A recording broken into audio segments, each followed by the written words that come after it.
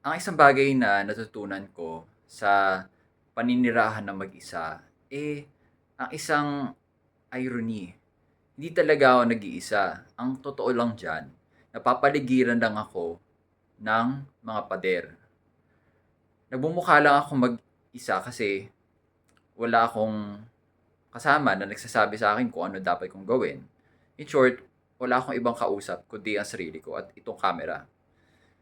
Pero habang nag-iisa ako dito, hindi ako nalulumbay. Walang loneliness factor kasi alam ko, beyond these walls, meron pa rin mga tao na gano'n din nararanasan.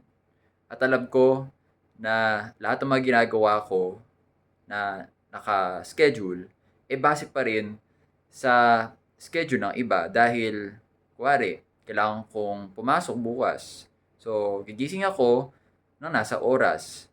At yung oras na sinet ko, nakabase yan sa ugnayan ko sa labas. Kaya, if you're living alone, you're never alone.